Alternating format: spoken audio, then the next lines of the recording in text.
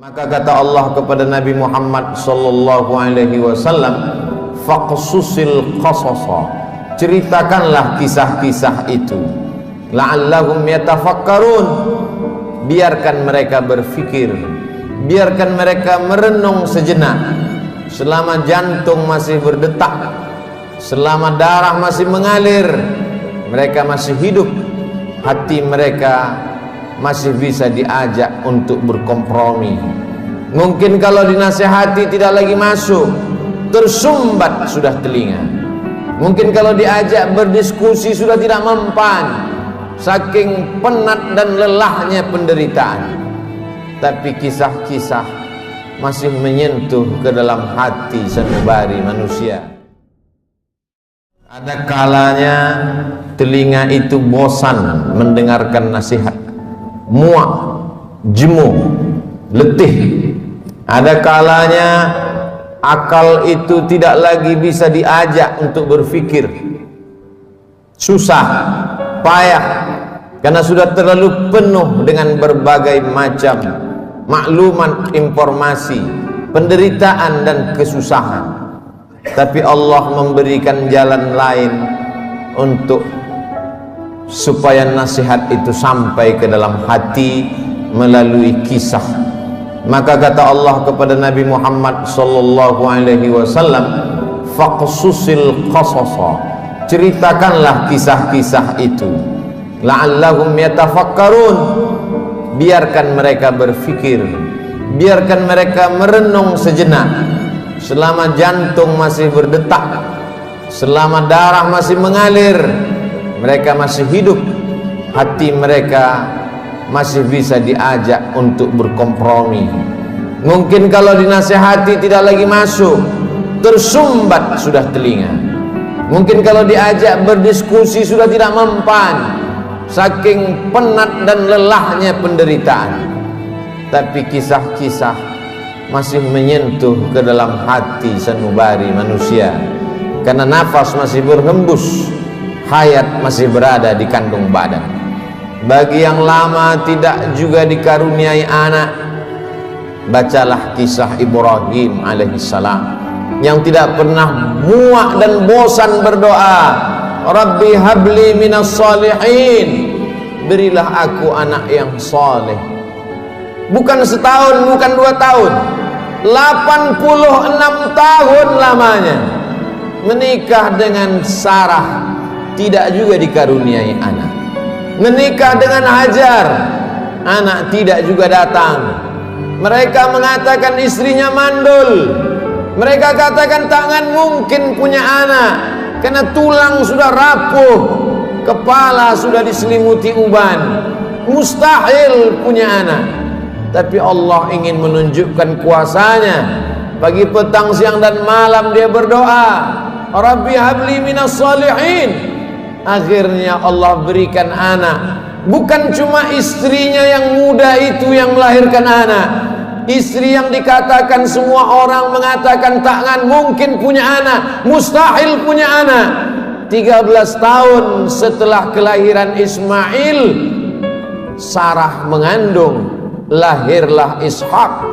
Ketika itu umur Nabi Ibrahim 99 tahun.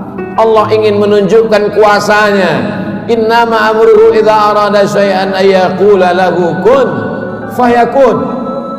Setan berbisik, mengapa dia yang pacaran, dia yang berzina, sekali berhubungan kelamin langsung punya anak?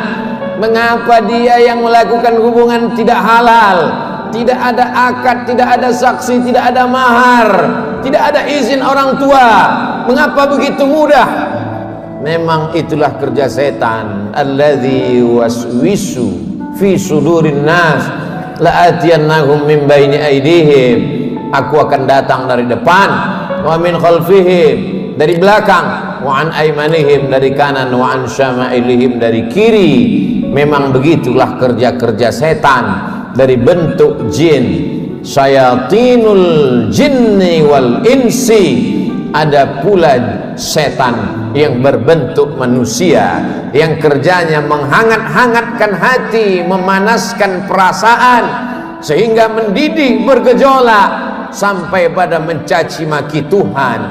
Beristighfarlah, minta ampun kepada Allah.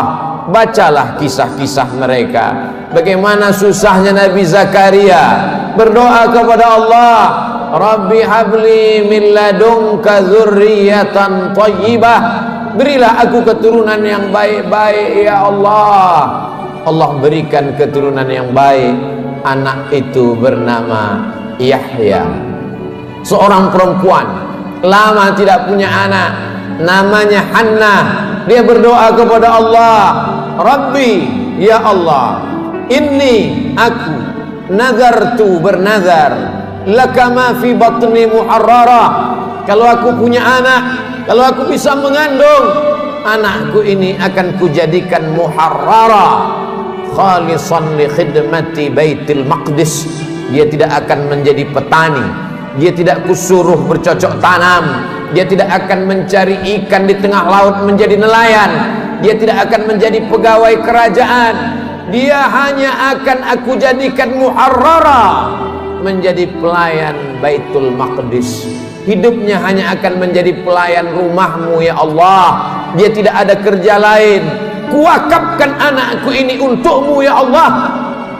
Fataqabbalaha rabbuha, Allah kabulkan doanya biqabulin hasanin wa ambataha nabatan hasana. Anak itu tumbuh dengan pertumbuhan yang baik. Wa inni sammaituha Maryam, anak itu aku beri nama Maryam. Wa inni u'idzuha bika wa dzurriyyataha, aku minta perlindungan kepada engkau, bukan hanya kepada dia, wa dzurriyyataha, tapi sampai kepada anak cucunya, minasyaitonir rajim, supaya jangan sampai dia diganggu, digoda oleh setan yang terkutuk. Begitulah mereka orang-orang yang soleh. Ibrahim, Zakaria, Hannah, suaminya Imran, satu surat khusus untuk mereka. Nama suaminya Imran, nama istrinya Hannah. Hannah melahirkan anak Maryam, Maryam melahirkan anak Isa. Mereka orang yang dekat dengan Allah, tapi tetap diuji oleh Allah. Mereka orang yang dipilih Allah, tapi hidup mereka juga penuh dengan penderitaan dan kesusahan.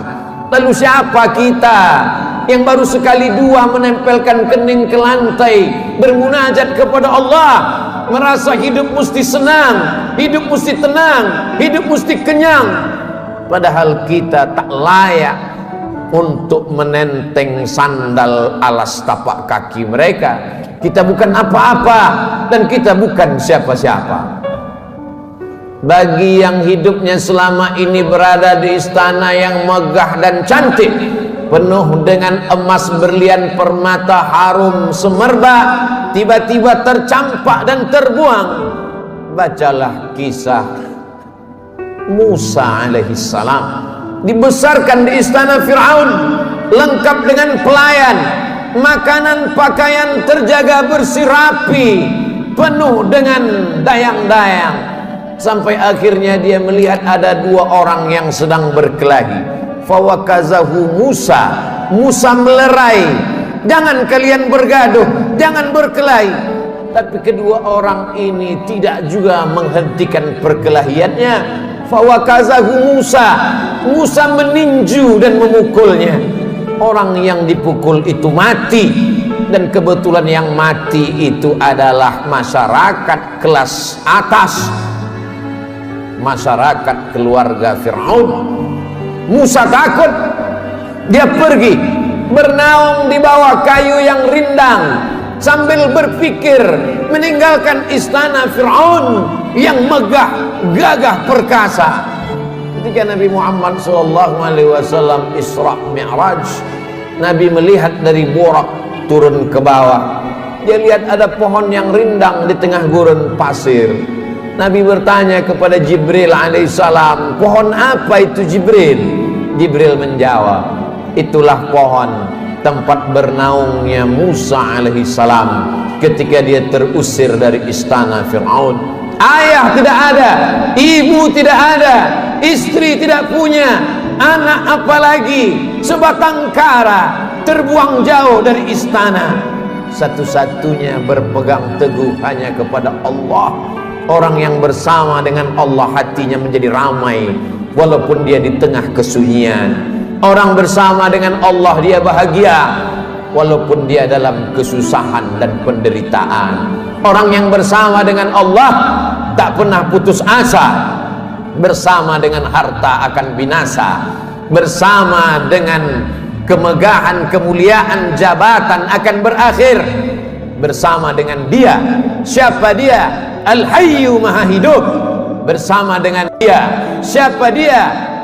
La ta'khudhuhu sinatun wala naum. Dia yang tak mengantuk dan tidak tidur. Ternyata itu hanya skenario Allah. Allah ingin melepaskan Musa dari kungkungan harta benda, dari cengkraman kekuasaan Fir'aun terlaknat. Allah ingin mempertemukan Musa dengan guru yang bijaksana, Syuaib namanya. Dari kejauhan Musa melihat orang ramai. Ternyata mereka ngantri untuk mengambil air di sebuah sumur tua yang pintunya tertutup batu yang besar. Tidak sanggup mereka menggeser batu itu walaupun mereka berkumpul beramai-ramai. Musa dengan kekuatan yang dititipkan Allah menggeser batu itu. Dengan mudahnya tutup sumur terbuka. Nabi Musa melihat ada perempuan yang jauh di barisan belakang. Dia panggil perempuan itu untuk mengambil air. Ternyata perempuan itu membalas budi Musa. Dia mengajak Musa untuk berjumpa dengan ayahnya, karena ayahnya lama mencari pengembala kambing. Apa kata si anak? Inna khaira man ista'jartal qawiyul amin. Kalau kau ingin mencari pengembala kambing ayah, selama ini kau susah mencari anak muda, pilihlah anak muda ini. Dia orangnya jujur dan amanah. Dari mana kau tahu dia jujur? Ketika dalam perjalanan tadi aku di depan, dia di belakang. Angin bertiup kencang, pakaian lekuk tubuh terlihat. Dia suruh aku ke belakang, dia ke depan, karena dia tidak ingin melihat yang dilarang Allah. Dari mana kau tahu dia kuat? 30 orang laki-laki ingin menggeser batu besar dari pintu sumur yang menutup. Tak sanggup mereka sampai dia datang. Akhirnya Musa dinikahkan dengan anak Syuaib dengan mahar samania hijaj, 8 musim, 8 tahun lamanya mengembalakan kambing. Musa ulul azmi, banyak manusia tapi tak banyak yang dipilih menjadi nabi. Banyak nabi tapi tak banyak yang dipilih menjadi rasul. Banyak rasul tapi tak banyak yang dipilih menjadi ulul azmi. Musa salah satu ulul azmi. Musa yang diajak Allah untuk berbicara. Wa kallamallahu Musa taklima. Tapi sungguh pun begitu, pernah juga dia merasa terasing, kesunyian, kesepian, tercampak, terjatuh dari istana yang megah. Lalu siapa kita? Kita sedang diajak Allah untuk membanding-bandingkan diri dengan orang-orang yang soleh, yang hebat itu. Engkau yang ditugaskan untuk menjadi guru agama, menjadi juru dakwah di tempat yang jauh, di tengah hutan belantara, melewati air gelombang pasang, melewati sungai, melewati batu karang yang tajam, sampai di tempat tujuan tidak disambut dengan tala'al badru alaina. Kau tak disambut dengan marhaban, kau tak disambut dengan permadani merah, kau tak disambut dengan sukacita, dicaci maki, diejek. Akhirnya hati merasa marah, panas, meninggalkan dakwah, masuk ke dalam perahu. Perahu terombang-ambing di tengah lautan. Nampaknya barang-barang mesti dicampakkan, satu persatu barang-barang dibuang ke laut. Namun perahu tetap juga penuh akan tenggelam. Mau tidak mau, suka tidak suka, penumpang mesti diundi, dan undian itu jatuh ke tanganmu 3 kali. Kalau sudah 3 kali tak ada pilihan, kau mesti dicampakkan ke tengah laut. Mulut ikan nun sudah siap menganga menelan, berada dalam 3 kegelapan: gelap malam, gelap lautan, gelap perut ikan. Ada kalanya kita merasakan kegelapan, hutang keliling pinggang, satu pun tak ada yang suka, kawan menjadi lawan, keluarga menjadi musuh. Apa yang dapat kau ucapkan? Itu yang dirasakan oleh Nabi Yunus alaihi salam. Dia hanya berucap dengan mulutnya, la ilaha illa anta subhanaka inni kuntu minaz zalimin. La ilaha illa anta, tiada Tuhan selain engkau. Subhanaka, maha suci engkau. Aku yang kotor, aku yang hitam, aku yang kelam, aku yang bergelimang dosa. Inni kuntu minaz zalimin. Aku sudah zalim, aku sudah aniaya, aku sudah buat dosa. Apa yang dilakukan Allah? Ikan itu memuntahkan isi perutnya. Lalu kemudian Nabi Yunus terdampar di tepi pantai. Ditumbuhkan Allah yaktin, labu. Dia makan labu. Hari ini ahli medis, para pakar gizi menganjurkan orang yang sakit untuk memakan buah labu, makanan yang baik untuk penyembuh orang yang dalam keadaan sakit. Ternyata Allah tahu apa yang ada dalam hatimu. Siapakah engkau bila dibandingkan dengan Nabi yang dipilih Allah? Ada kalanya engkau terjatuh, masuk ke dalam lautan. Lautanmu bukan lautan Nabi Yunus, perut ikanmu bukan perut ikan Nabi Yunus, gelapmu bukan gelap Nabi Yunus. Tapi kesulitan-kesulitan hidup yang datang silih berganti, tak ada yang dapat kau lakukan kecuali berkata, la ilaha illa anta subhanaka inni kuntu minaz zalimin. Ada orang-orang yang mengajak engkau untuk berargumentasi, untuk berlaga, tapi bukan dengan otot. Mereka mengajak engkau berkelahi, berdebat dengan otak. Otakmu cerdas, IQ-mu hebat, IP-mu tinggi, sarjana S1, S2 dan S3, kau akan menang melawan mereka. Mereka bertanya, a anta fa'alta hadza bi alihatina? Kaukah yang sudah menghancurkan berhala-berhala kami? Kaukah yang sudah meluluh lantakkan sembahan-sembahan kami? Dengan ringan dia menjawab, bal fa'alahu kabiruhum hadza. Bukan aku yang menghancurkannya. Yang menghancurkan berhala ini, patung-patung ini adalah patung yang paling besar. Lihat dari lehernya ada kampak. Dialah yang sudah menghancurkan. Ternyata orang-orang yang hebat berargumentasi itu, ketika dia kalah, dia tidak pakai otaknya, tapi yang dia pakai ototnya, yang dia pakai tenaganya, yang dia pakai kekuasaannya, yang dia pakai jabatannya. Kumpulkan semua kayu-kayu, bakar. Mereka membakar Nabi Ibrahim karena kalah berdebat dengan otak. Mereka pakai otot, jabatan, kekuasaan, tenaganya mereka pakai. Bakar, harriquhu, bakar dia. Tidak ada tempat berserah diri kecuali Allah. Nabi Ibrahim hanya meminta, bermohon kepada Allah. Apa yang dikatakan Allah, apa yang dikirimkan Allah. Allah tidak kirim tayran ababil. Allah hanya berkata, ya nar, wahai api, kuni bardan, sejuklah, wasalaman, selamatlah ala Ibrahim. Api itu redup, api itu yang selama ini membakar, menghanguskan, meluluh lantakkan, membinasakan. Tapi kali itu Ibrahim keluar dari api unggun dalam keadaan salaman ala Ibrahim, selamat untuk Ibrahim.